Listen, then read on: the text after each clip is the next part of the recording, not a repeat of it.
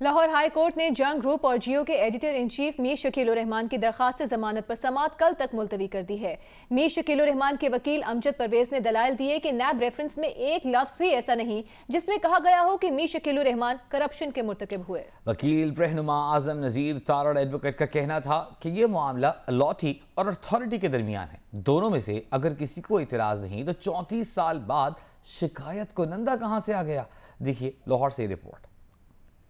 Lahore high court के justice सरदार अहमद नईम की सरबराही में 2 रुकनी बेंच ने मीर शकील रहमान की दरख्वास्त जमानत पर समाअत की, जो 1 घंटा तक जारी रही। फाजिल बेंच के दूसरे रुकन जस्टिस फारूक हैदर हैं। मीर शकील रहमान के वकील अमजद परवेज ने दलाइल देते हुए कहा कि मीर शकील रहमान के खिलाफ दायर रेफरेंस में एक लफ्ज भी ऐसा नहीं जो साबित करता हो कि मीर शकील रहमान करप्शन के मुर्तकिब हुए हैं, जबकि रेफरेंस में अराजी की अलाटमेंट के वक्त के वजीर आला पंजाब नवाज शरीफ, DGLDA और डायरेक्टर लैंड पर भी इख्तियारत के गलत इस्तेमाल का इल्जाम लगाया गया, लेकिन इन शख्सियात के ना वारंट गिरफ्तारी जारी हुए और ना ही इन्हें गिरफ्तार किया गया। मीर शकील रहमान को गिरफ्तार करके इम्तियाजी सलूक किया जा रहा है। मीर शकील रहमान के पास कभी कोई सरकारी ओहदा नहीं रहा, ना ही कोई ऐसा सबूत है कि उन्होंने कभी किसी पब्लिक ऑफिस होल्डर से कोई जाती फायदा हासिल किया हो। अमजद परवेज एडवोकेट ने कहा कि अगर मुबैना इल्जाम में 2 कवानीन का इतलाक हो तो सरकार को यह इख्तियार नहीं दिया जा सकता कि वो अपनी मर्जी का कानून लागू करे, बल्कि कम सजा वाले कानून का इतलाक होगा।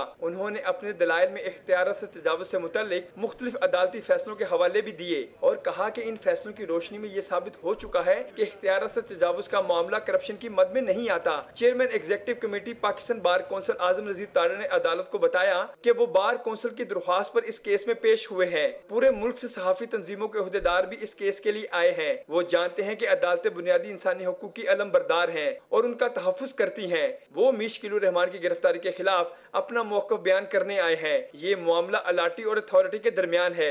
इस 34 साल पुराने मामले में शिकायत कुनंदा कहां से आ गया? अदालत मीर शकील रहमान की जल्दबाजी में गिरफ्तारी और रेफरेंस दायर करने का नोटिस ले। सुप्रीम कोर्ट बार के सदर सैयद कल्बी हसन ने कहा कि LD ने अपने एग्जेम्पशन कवानीन के तहत 1/3 प्लॉट दिए। इसमें मीर शकील रहमान का कसूर कैसे बनता है? अभी वकला के दलाइल जारी थे कि अदालत ने मजीद समाअत 1 रोज के लिए मुलतवी कर दी।